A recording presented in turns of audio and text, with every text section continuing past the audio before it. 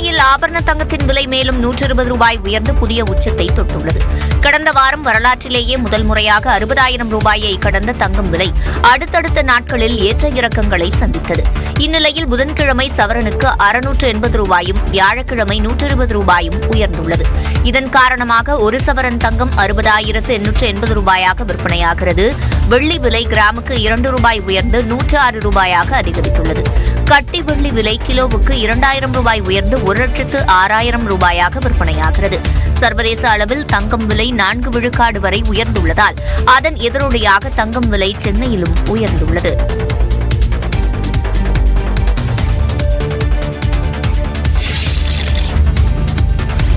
நாடாளுமன்ற பட்ஜெட் கூட்டத்தொடர் குடியரசுத் தலைவர் திரௌபதி முர்மு உரையுடன் இன்று தொடங்குகிறது. நாடாளுமன்ற பட்ஜெட் கூட்டத்தொடரின் முதல் நாளான இன்று இரு அவைகளின் கூட்டத்தில் குடியரசுத் தலைவர் திரௌபதி முர்மு உரையாற்றுகிறார். அதைத் தொடர்ந்து நாளை மத்திய நிதியமைச்சர் நிர்மலா சீதாராமன் 8வது முறையாக பட்ஜெட்டை தாக்கல் செய்கிறார். அதன் தொடர்ச்சியாக பிப்ரவரி 13ஆம் தேதி வரை பட்ஜெட் மீதான விவாதம் நடைபெற்று முதல் அமர்வு நிறைவுறும். 2வது அமர்வு மார்ச் 10ஆம் தேதி தொடங்கி ஏப்ரல் 4ஆம் தேதி வரை நடைபெறுகிறது. திருத்தப்பட்ட வக்பு வாரிய மசோதாவுக்கு நாடாளுமன்ற கூட்டுக்குழு ஒப்புதல் அளித்துள்ள நிலையில் அந்த மசோதா இந்த கூட்டத்தொடரில் தாக்கல் செய்யப்பட உள்ளது. இதேபோன்று பேரிடர் மேலாண்மை திருத்த மசோதா, குடியேற்ற மற்றும் வெளிநாட்டினர் மசோதா, வங்கிகள் சட்ட திருத்த மசோதா உட்பட மொத்தம் 16 மசோதாக்கள் தாக்கல் செய்யப்பட உள்ளன. வருமான வரி செலுத்தும் மாதாந்திர ஊதியதாரர்கள் இம்முறையாவது நல்ல அறிவிப்பு வராதா என காத்திருக்கின்றனர். இத்தொடரில் வக்பு வாரிய மசோதா, பல்கலைக்கழக மானியக் குழு விதிகளில் திருத்தம் செய்யப்பட்டது, கும்பமேளாவில் கூட்ட நெரிசலில் சிக்கி பக்தர்கள் உயிரிழந்தது உள்ளிட்ட பல்வேறு விவகாரங்களை எழுப்பவும் எதிர்க்கட்சிகள் திட்டமிட்டுள்ளன. நாடாளுமன்ற பட்ஜெட் கூட்டத்தொடரை சுமூகமாக நடத்துவது குறித்து அனைத்துக் கட்சிக் கூட்டம் டெல்லியில் நடைபெற்றது. பட்ஜெட் கூட்டத்தொடரை சுமூகமாக நடத்துவது குறித்து ஆலோசனை நடத்த அனைத்துக் கட்சிக் கூட்டத்துக்கு நாடாளுமன்ற விவகாரங்கள் துறை அமைச்சர் கிரண் ரிஜிஜு அழைப்பு விடுத்தார். இந்த கூட்டத்தில் பாதுகாப்புத்துறை அமைச்சர் ராஜ்நாத் சிங், ஜே.பி. நட்டா, எல். முருகன் உள்ளிட்டோர் பங்கேற்றனர். திமுக சார்பில் டி.ஆர். பாலு, திருச்சி சிவா ஆகியோர் பங்கேற்றனர். நாடாளுமன்றம் சுமூகமாக செயல்பட எதிர்க்கட்சிகள் அனுமதித்தால் அனைத்து விவகாரங்கள் குறித்தும் எளிதாக விவாதிக்க முடியும் என்று மத்திய அமைச்சர் கிரண் ரிஜிஜு கூட்டத்தில் தெரிவித்தார். தமிழ்நாடு ஆளுநரின் செயல்பாடு மற்றும் அவரை நீக்கம் செய்வது தொடர்பாக விவாதம் நடத்த வேண்டும் என அனைத்துக் கட்சி கூட்டத்தில் திமுக சார்பில் வலியுறுத்தப்பட்டது. பட்ஜெட் கூட்டத்தொடருக்கு முன்பாக அனைத்துக் கட்சி கூட்டம் டெல்லியில் நடைபெற்றது. இதில் பங்கேற்ற பிறகு மக்களவை திமுக குழு தலைவர் டி.ஆர். பாலு மற்றும் மாநிலங்களவை குழு தலைவர் திருச்சி சிவா ஆகியோர் செய்தியாளர்களை சந்தித்தனர். சாதிவாரி கணக்கெடுப்பு தொடர்பாக விவாதம் செய்ய வேண்டும் என வலியுறுத்தியுள்ளதாக அவர்கள் தெரிவித்தனர். மாநிலத்தில் தமிழகத்தில் இருக்கின்ற ஆர்.என். ரவி கவர்னருடைய அத்துமீறல்கள், அரசு சட்டத்துக்கு புறம்பாக செயல்படும் நிலை, ஏறத்தாழ ஒரு அரசியல்வாதியை போல செயல்படும் நிலையை தவிர்ப்பதற்கு அவரை அங்கிருந்து அவரை எடுக்கணுங்கிறதுக்காக நம்ம அது பற்றி பேசுவதற்கு, பாராளுமன்றத்தில் பேசுவதற்கு நாங்கள் நிச்சயமாக அதை பேச போகிறோம். அது குறித்து நீங்கள் அலோ பண்ணணும், பர்மிட் பண்ணணும்னு சொல்லியிருக்கோம். வக்பு வாரிய திருத்த மசோதாவில் நாடாளுமன்ற கூட்டுக்குழுவின் தலைவர் எதேச்சை அதிகாரத்துடன் செயல்பட்டார் என்றும் எதிர்க்கட்சி உறுப்பினர்கள் கருத்து ஏற்றுக்கொள்ளப்படவில்லை என்றும் டி.ஆர். பாலு கூறினார். எனவே இது தொடர்பாக விவாதம் நடத்த வேண்டும் என்றும் வலியுறுத்தியதாகவும் அவர் தெரிவித்தார். வக்ஃப் வாரிய சட்டத்திருத்த மசோதாவை மத்திய அரசு கைவிட வேண்டுமென அதிமுக பொதுச் செயலாளர் எடப்பாடி பழனிசாமி வலியுறுத்தியுள்ளார். வக்ஃப் சட்டத்திருத்த மசோதாவை மத்திய அரசு அறிமுகம் செய்த நிலையில் அதற்கு எதிர்க்கட்சிகள் எதிர்ப்பு தெரிவித்தன. எதிர்க்கட்சிகளின் பரிந்துரைகள் அனைத்தையும் நிராகரித்த நாடாளுமன்ற கூட்டுக்குழு பாஜக கூட்டணி கட்சிகளின் 14 பரிந்துரைகளை ஏற்றது. அது மக்களவை சபாநாயகரிடம் அளிக்கப்பட்ட நிலையில் பட்ஜெட் கூட்டத்தொடரில் மசோதா தாக்கல் செய்யப்படுகிறது. இந்நிலையில் இந்த சட்டத்திருத்த மசோதாவை கைவிட வேண்டுமென அதிமுக பொதுச் செயலாளர் எடப்பாடி பழனிசாமி வலியுறுத்தியுள்ளார். வக்ஃப் சட்டத்திருத்த மசோதா வக்ஃப் சொத்துக்கள் மீதான இஸ்லாமியர்களின் உரிமைகளை பறிக்கும் வகையிலும் ஆக்கிரமிப்புக்கு துணை போகும் வகையிலும் இருப்பதாக இஸ்லாமியர்கள் அச்சம் தெரிவிப்பதாக அந்த அறிக்கையில் அவர் தெரிவித்துள்ளார். சட்டத்திருத்தம் வக்ஃப் சொத்துக்களை பாதுகாக்கும் நோக்கம் கொண்டது என மத்திய அரசு கூறினாலும் அந்த ஷரத்துக்கள் சிறுபான்மை மக்களுக்கு எதிராக உள்ளது என்ற இஸ்லாமியர்களின் அச்சம் நியாயமானதுதான் என்றும் எடப்பாடி பழனிசாமி குறிப்பிட்டுள்ளார். கடந்த 2 நாட்களாக பெரும் அதிர்வலைகளை ஏற்படுத்தியிருந்த ஈசிஆர் கார் சேசிங் விவகாரத்தில் ஒருவர் சிக்கினார். சென்னை கிழக்கு கடற்கரை சாலையில் காரில் சென்ற பெண்கள் விரட்டப்பட்ட விவகாரத்தில் கல்லூரி மாணவர் ஒருவர் கைது செய்யப்பட்டுள்ளார். சென்னை கிழக்கு கடற்கரை சாலையில் காணத்தூர் காவல் நிலைய எல்லைக்குட்பட்ட பகுதியில் இளம் பெண்கள் மற்றும் அவர்களது நண்பர்கள் சென்ற காரை மற்றொரு காரில் வந்த இளைஞர்கள் துரத்திச் சென்று வழிமறித்த வீடியோ வெளியாகி பரபரப்பை ஏற்படுத்தியது.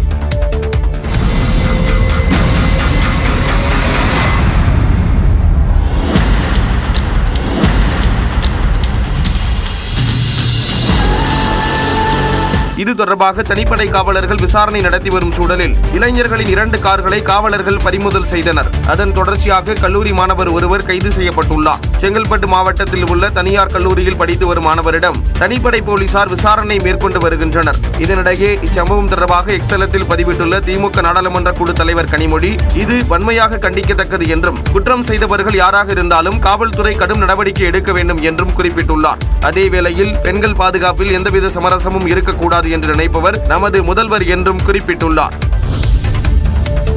போக்குவரத்து துறை அமைச்சர் உள்ளிட்டோர் தங்களை அழைத்து சுமூக பேச்சுவார்த்தை நடத்தாவிட்டால் ஆட்டோக்களுக்கு வரும் சனிக்கிழமை முதல் தாங்கள் உயர்த்தி அறிவித்த கட்டணத்தை வசூலிப்போம் என்று ஓட்டுநர் சங்கங்களின் கூட்டமைப்பு அறிவித்துள்ளது. வரும் சனிக்கிழமை முதல் ஆட்டோக்களுக்கு 1.8 கிலோமீட்டருக்கு 50 ரூபாயும் கூடுதல் கிலோமீட்டருக்கு 18 ரூபாயும் வசூலிப்போம் என்று ஓட்டுநர் சங்கங்களின் கூட்டமைப்பு அறிவித்திருந்தது. ஆனால் ஆட்டோ ஓட்டுநர் சங்கங்கள் தனிச்சையாக கட்டணத்தை உயர்த்த முடியாது என்று போக்குவரத்து துறை அறிவித்தது. ஓட்டுநர் சங்கங்களின் கூட்டமைப்பு பொதுச் செயலாளர் ஜாகிர் உசேன் வெளியிட்டிருக்கும் செய்திக்குறிப்பில், ஓலா மற்றும் உபேர் நிறுவனங்கள் 1.8 கிலோமீட்டருக்குள் வரும் சவாரிகளுக்கே 60 ரூபாய்க்கும் மேலாக வசூல் செய்வதாக தெரிவிக்கப்பட்டுள்ளது. இதுவரை ஓலா உபேர் நிறுவனங்கள் மீது நடவடிக்கை எடுக்காதது ஏன் என்று கேள்வி எழுப்பப்பட்டுள்ளது. தங்களது கூட்டமைப்பின் தொழிற்சங்க பிரதிநிதிகளை அழைத்து போக்குவரத்து துறை அமைச்சர், உள்துறை செயலாளர், போக்குவரத்து துறை ஆணையர் மற்றும் உயரதிகாரிகள் சுமூக பேச்சு நடத்தி ஆட்டோ மீட்டர் கட்டணத்தை உயர்த்த வேண்டும் என்று கேட்டுக் கொள்ளப்பட்டுள்ளது. இல்லாவிட்டால் வரும் சனிக்கிழமை முதல் தாங்கள் அறிவித்த கட்டணத்தை வசூல் செய்வோம் என்று ஜாகிர் உசேன் தெரிவித்துள்ளார். வேலூரில் பீகாரைச் சேர்ந்த பெண் மருத்துவர் கூட்டு பாலியல் வன்கொடுமை செய்யப்பட்ட வழக்கில் குற்றவாளிகள் 4 பேருக்கு 20 ஆண்டுகள் சிறை தண்டனை விதித்து தீர்ப்பு வழங்கப்பட்டுள்ளது. வேலூர் காட்பாடியில் கடந்த 2022ஆம் ஆண்டு மார்ச் மாதம் ஆட்டோவில் ஆண் நண்பருடன் சென்ற பீகாரைச் சேர்ந்த பெண் மருத்துவர் கடத்தி கூட்டு பாலியல் வன்கொடுமை செய்யப்பட்டார். இந்த வழக்கில் சத்துவாச்சாரி பகுதியைச் சேர்ந்த பார்த்திபன், பரத், மணிகண்டன், சந்தோஷ்குமார் மற்றும் இளம் சிறார் ஒருவர் என 5 பேர் கைது செய்யப்பட்டனர். இவர்களில் இளம் சிறார் ஒருவரை தவிர்த்து மற்ற 4 பேரும் குண்டர் சட்டத்தின் கீழ் அடைக்கப்பட்டனர். இந்த வழக்கு வேலூர் மகளிர் நீதிமன்றத்தில் நடந்து வந்த நிலையில் தீர்ப்பு வழங்கப்பட்டது. அதில் குற்றவாளிகள் பார்த்திபன், பரத், மணிகண்டன், சந்தோஷ்குமார் ஆகிய 4 பேருக்கு 20 ஆண்டுகள் சிறை தண்டனை விதிக்கப்பட்டது. முன்னதாக நீதிமன்றத்திற்கு அழைத்து வந்தபோது வீடியோ எடுத்துக் கொண்டிருந்த செய்தியாளர்களை குற்றவாளிகளில் 2 பேர் தாக்க முயற்சித்த சம்பவம் அதிர்ச்சியை ஏற்படுத்தியுள்ளது.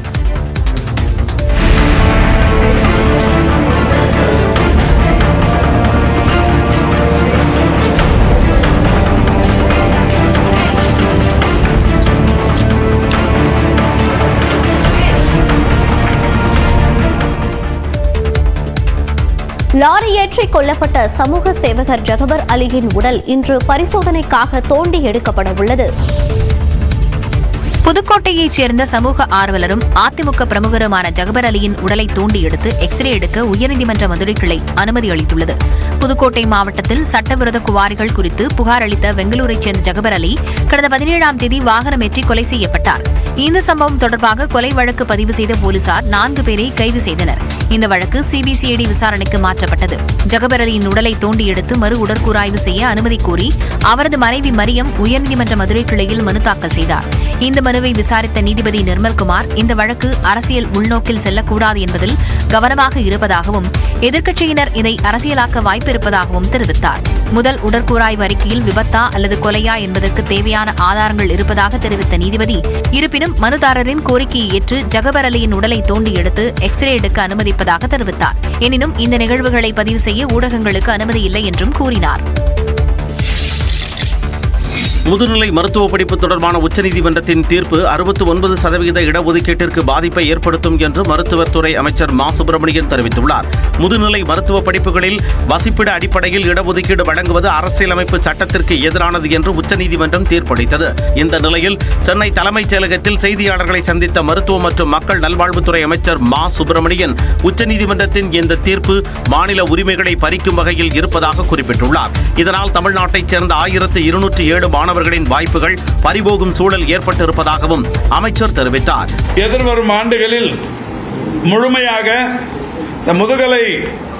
முதுநிலை மருத்துவ பட்ட படிப்புகளில் இந்த 1200க்கும் மேற்பட்ட இடங்கள் நமக்கு பறிபோகும் என்கின்ற ஒரு அபாய நிலை உருவாகி இருக்கிறது. உச்சநீதிமன்றத்தின் தீர்ப்பை எதிர்த்து விரைவில் சீராய்வு மனு தாக்கல் செய்யப்படும் என்றும் அமைச்சர் மா சுப்பிரமணியன் தெரிவித்தார். மிக விரைவில் இதற்கு எதிராக சீராய்வு மனு தாக்கல் செய்யப்பட இருக்கிறது என்பதை தெரிவித்துக் கொள்கின்றேன். நடப்பாண்டிற்கான மருத்துவ சேர்க்கை 2 சுற்றுக்கள் முடிவடைந்த நிலையில் இந்த தீர்ப்பு எவ்வித பாதிப்பையும் ஏற்படுத்தாது என்று அமைச்சர் கூறினார்.